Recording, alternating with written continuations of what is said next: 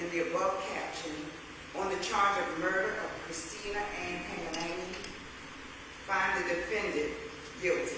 Oh my God! Oh my God!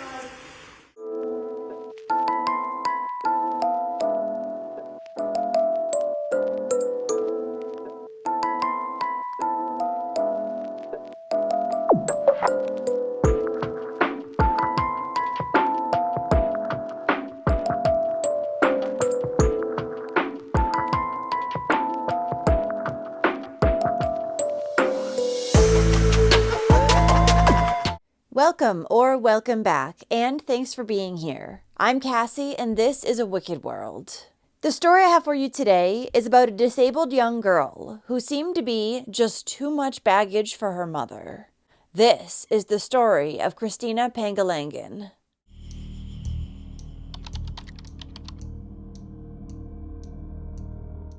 Cristina Ann Pangalangan was born in South Carolina on March 28, 2006, to her mother, Rita Frazier, and her father, Walter Pangalangan.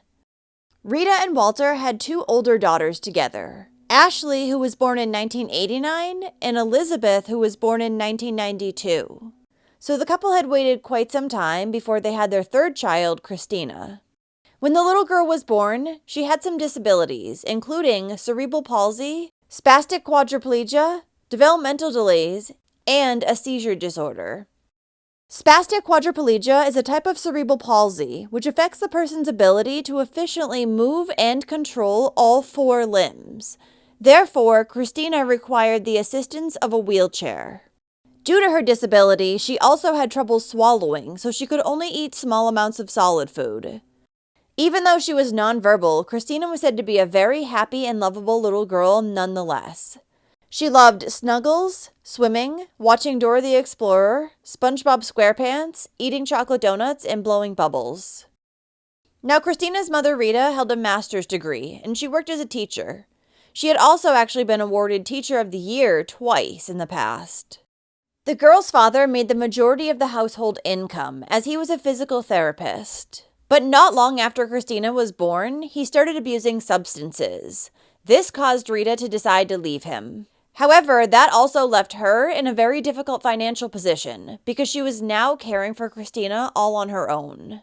After their split, Walter took off to the Philippines, and he soon stopped paying his child support. While Rita's older two daughters would often come by to help her out with Christina, she also heavily relied on babysitters, as she had to take on a part-time job cleaning houses to help support her and Christina. Come 2014, Rita had met a man whom she quickly fell head over heels for. His name was Larry King Jr. Larry had been married before, and he also shared two sons with his ex-wife. He was also known to be a big partier. Not only did he like to drink in excess, but he also liked to use methamphetamine. However, in 2014, around the same time that he met Rita, he had gotten clean so that his sons could come live with him. Now, even though Larry and Rita dated for years, they would never move in together. At the same time, Larry was over Rita's house often, and he seemed to love Christina and would help care for her whenever he could. Once Larry's sons moved out of the house, sometime around 2018, he began drinking heavily again, and once again using meth. But since Rita hated drugs, especially given her ex-husband's substance abuse problems, this caused the couple to argue and break up multiple times, then get back together again. While Rita didn't approve of Larry's drug use, she didn't seem to mind his drinking, and soon she began going out to more and more bars along with him. The couple also liked to go away for long weekends on the back of Larry's motorcycle, which meant that Rita would need to secure care for Christina. Sometime in 2018, Rita left her job as a grade school teacher, and she began working as an early childhood education professor instead. She was now also renting out a few rooms in her home to make some extra income on the side. One of her roommates, named Brittany Honeycutt, had moved into Rita's home along with her two children in May of 2019 after the two had met at a bar. But it wasn't long after Brittany moved in that she began noticing the home was getting dirtier and dirtier. And she also started smelling the strong odor of urine coming from Christina's room. Then there were times that she was living there when Rita would come and place Christina in the living room, and she would go back in her bedroom, talking on the phone, and close the door. So after a while, Christina would crawl to her mother's room and begin banging on the door. When Rita didn't answer, she would start crying and screaming for her mother. However, Rita would just ignore her daughter because she was on the phone, so Brittany would end up having to tend to her. It wasn't long until Rita began asking Brittany to babysit Christina while she went out on dates with Larry. But since Brittany had a full-time job of her own and also 2 children, she couldn't watch the little girl as much as Rita wanted her to. Brittany soon began to notice that Rita was getting more and more irritated that people would not help her out with Christina as much. The thing is, she often didn't want to pay anyone. One time, Rita begged Brittany to watch her daughter while she went away for the weekend. But Brittany told her that she'd be working the next morning, so while she could watch Christina through the night, she wouldn't be able to care for her the following day. Rita's response to this was, "Well, if you just take her to work with you, you can leave her in the car with the window down. I do it all the time." Brittany, who was rather shocked by this statement, told her no, she wasn't doing that. However, when she woke up the next morning, she discovered that Rita was gone and Christina had been left behind. On another occasion, Rita asked Brittany if she would quit her job, live in her house for free, and care for Christina. She again told her no. So likely because of all of this, Brittany ended up moving out of the home on August 1st, 2019. She had only lived there for about 3 months, and she would say that during this time, she had never seen Larry inside the home. Rita did, however, talk about him a lot and said that they had recently gotten back together because Larry just couldn't resist her. Brittany also said that while she was living with Rita, she and Christina's other babysitters had been told not to answer the door for anybody when Rita wasn't home. Come to find out, this was because the mother was aware that Child Protective Services were trying to check in on her daughter. The reason why CPS was worried about the little girl was because Christina's teachers had noticed multiple untreated injuries on her body. In fact, there had been 4 calls made to the agency in the past 4 years. One of these calls came after Christina arrived at school with some bad burn blisters on her body that hadn't been treated. The teacher who noticed these injuries told Rita that Christina needed to get checked out, and the mother agreed. But then the little girl had returned the very next day with the exact same injuries, and now they were oozing. When the school subsequently called CPS, Rita told Christina's teacher that next time her daughter was hurt, she would just keep her home. Now, the very day after Brittany had moved out, on August 2nd, Rita would bring back one of her early childhood education students named Lindsay to show her how to care for Christina. She had convinced the 18-year-old to help her care for her daughter by telling her that it would be a good learning experience. But that day, Lindsay was only supposed to be visiting the home so that Rita could teach her how to care for Christina in the future. That, however, didn't stop Rita from asking her to stay and watch Christina that very night so she could go out on a date with Larry. And even though it was rather sudden, Lindsay agreed. But when Rita was still not home by 9:30, she started to get worried. She then received a text from her saying that she wouldn't be back until the next morning, which was something that Lindsay had absolutely not agreed on. Then Rita didn't return home the next day either. She wouldn't come back until the evening of Sunday, August 4th, and when she did, she tried to excuse her behavior by saying that Larry had food poisoning and she needed to take care of him. Later that same night, Rita put Christina in her car and brought her over to Larry's home, and they spent the night. But the following afternoon, on August 5th, Larry and Rita were frantically calling 911. What's the address of your emergency? 911. Hello? Hello, 911. Oh, God. Hello? Oh. Hello, what's the address of your emergency? I got emergency, man, like real quick. Okay, sir, what's going on? Where's it happening at? Our daughter was locked in the car. We had the car on. But my girl locked the keys in the car. We had to run to her house. to get the key fob, come back.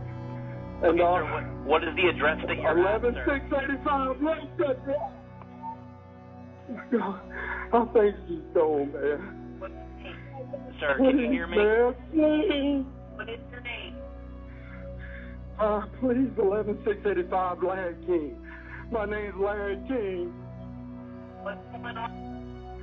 Oh, my God. Please send somebody. I know there's Sir, what is going on there? I can't understand what you're saying. Look, she got ready to leave early. My girlfriend, she put her daughter in the car, man. It's probably been a couple hours ago. We had the AC running and all. We were talking. She went to get in. The damn door was locked out. We went to Walterburg to her house. Okay, and so she's locked in the vehicle, sir? Look, we went and got the extra key fob. Got back. We couldn't find a key entry.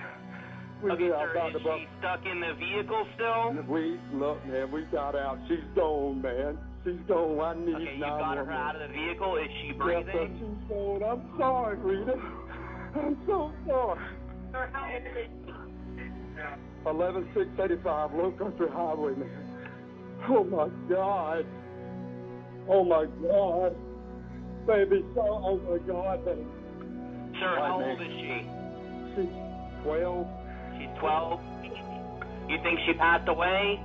I know she is, ma'am. I got out the car. She's gone. Okay, how long was she in the vehicle, sir? Probably 2 hours, man. 2 hours? How long you think she's been in the vehicle? An hour? I don't. We had AC going, both. We had AC going. We talked for a little bit, didn't we? Okay, sir, and how long has it been since you got her out of the vehicle? Hello, sir? Yes, sir. How long has it been since you got her out of the vehicle?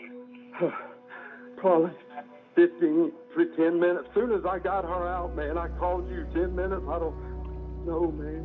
Since the time I got her, I called you immediately. Whew. This is crazy. Oh, my God. How badly is she burned? She's got her skin, man. I swear. Yeah, it's bad. I swear. I don't know the God. Oh, my God. Oh, Okay, Lord, do you know what burned her? I guess maybe, man. We got in the car. She was in the floorboard, man. And the car, it's got hot, bro. Because, you know. Okay, you said the vehicle was running whenever you put her in there, though? Yeah, man, it was running. With AC wide open.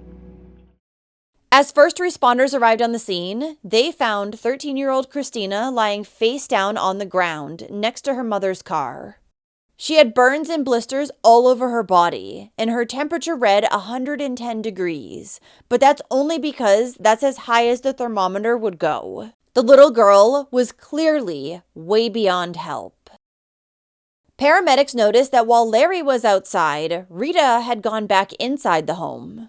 Upon speaking with her, she would say that she had only left her daughter in the car for a few minutes, and the vehicle as well as the air conditioning had both been turned on. Larry insisted the same. Police, however, discovered that while the car was on and the AC was blowing, it appeared to have just been turned on minutes prior. It seemed the couple had forgotten, though, that there were cameras on the property that had caught what really happened to Christina that day. The footage showed that shortly after 11 that morning, Larry brought Christina out to the car. He opens the back door and roughly puts her in the back seat. It's clear that no one started the vehicle. Then Rita and Larry are seen arguing outside for close to a half hour. And according to Larry, their fight was over an alleged infidelity, which Rita later admitted to. Larry also claimed that the two had been partying all weekend, drinking and using meth. At that point, he was exhausted and wanted to avoid any confrontation. So he asked Rita to leave, telling her that they would talk more about it later. Following their argument, they would go inside for about 45 minutes. At 12:30 p.m., Rita comes back out and she gets in the driver's seat of the car. Then she sits there for a minute before she gets out again, opens the back door, and checks on Christina. But she doesn't take her back inside. Instead, she shuts the car door and leaves again. Both Rita and Larry come back outside around 1:45 p.m. and begin arguing. Soon, the fight turns into them hugging, kissing, then going back in the house together to have sex.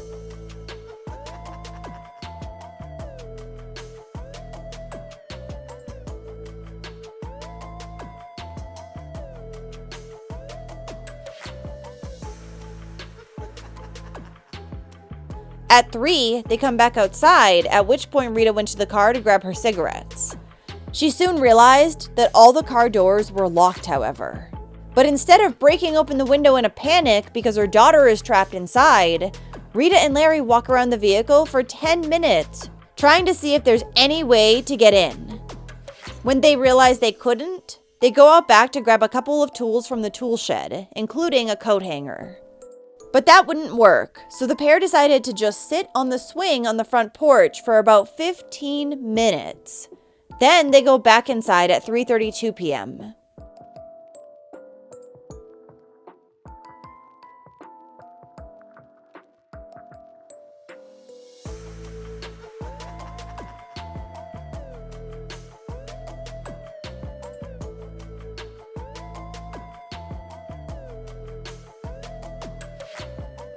They exit through the home's back door about 5 minutes later, and they get into Larry's truck.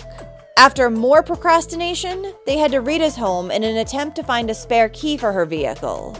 They were gone for over an hour this time, and when Rita and Larry returned at 4:40 p.m., there was still no urgency to the situation, as they just sat in the truck for a while, talking.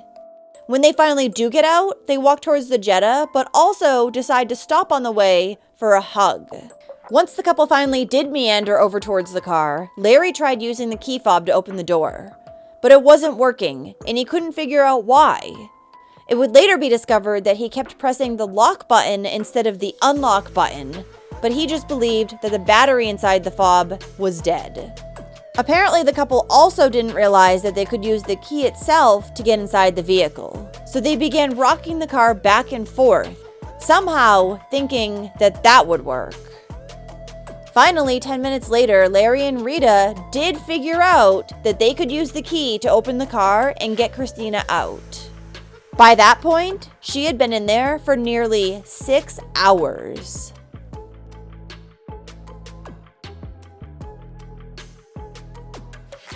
Now, when Christina was finally discovered, Rita didn't grab her little girl to see if she was okay.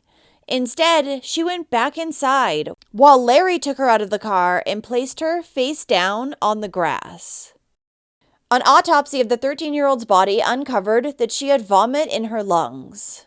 She was also malnourished and had pre-existing infections that had been caused by poor hygiene. Her cause of death was determined to have been from hyperthermia.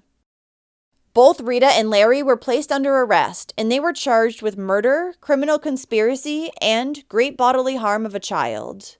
While awaiting their trials, Larry would post his $50,000 bond, and Rita posted her $100,000 bond. So the two were out free in the meantime. Even though it looked like the couple had been high on some sort of drug at the time of Christina's death, and blood tests for both Rita and Larry would test positive for methamphetamine, according to Rita, she had not used any illegal substances that day, and never had in the past either.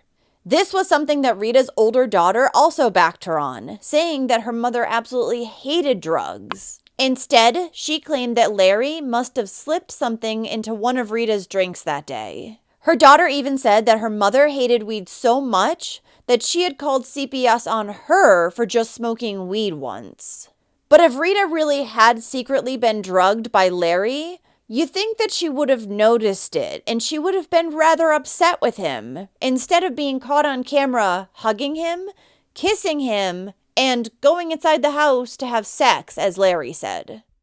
Larry and Rita would go to trial in September of 2023.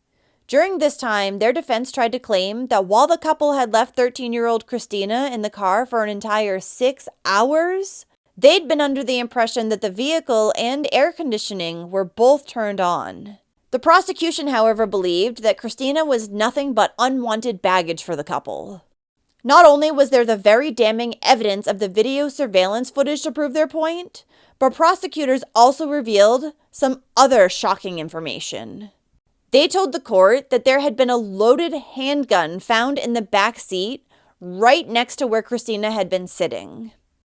Additionally, making Rita look like less than a grieving mother was the fact that while she was out on bond, she had fallen in love and gotten remarried. But surprisingly, Rita's daughters were still defending her. One of them, Elizabeth, even testified during the trial, and she spoke about how great of a mother Rita was and how much she loved all her children, Christina included. Elizabeth talked about how Rita treated Christina like a princess, and she never told her no. Tell us a little bit about your mother. Yeah.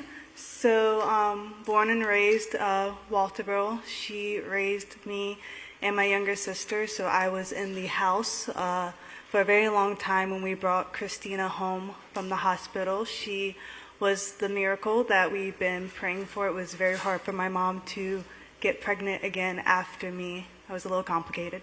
And so I stayed home, went to a local college, and even after I got married, I kept really strong relationships with my mom, coming home on the weekends, all the holidays. We would drive back and forth and see each other so I can hang out with her and Christina.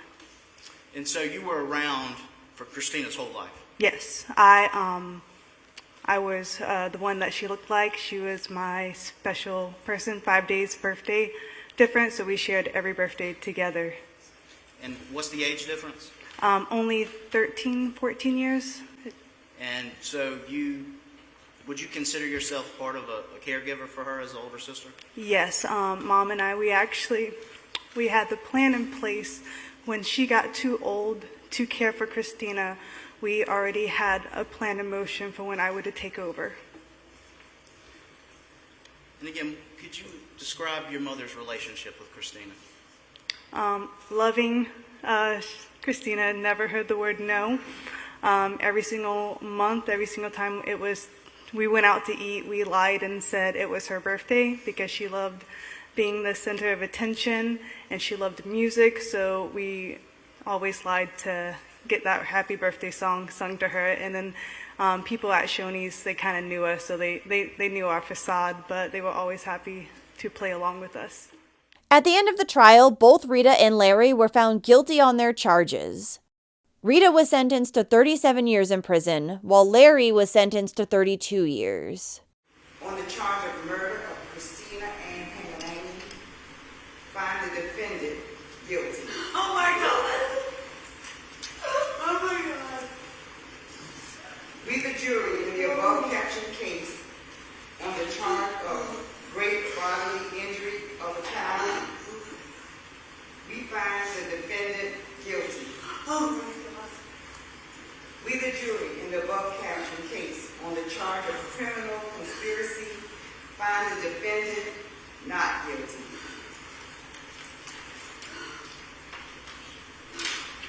And it's signed by the foreperson. Yes. Signed by the No, foreperson. you don't need to call the name of the foreperson. Signed by the foreperson. Do Signed not. by the foreperson. Yes. 13-year-old Christina's funeral was held on Wednesday, August 14th, 2019, at Faith Church in Walterboro, South Carolina.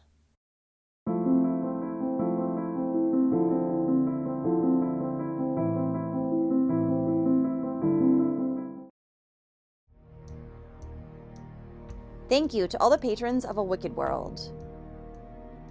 Now, there's even more of A Wicked World on Patreon, so check it out on patreon.com/awickedworld, or use the Patreon app. You'll have access to exclusive videos each month and more. Any support truly helps to make sure the victims are never forgotten, and to highlight the shortcomings of society associated with each case. Do you have a suggestion for a story you'd like to see me cover? If so, send me an email to awickedworldtruecrime@gmail.com.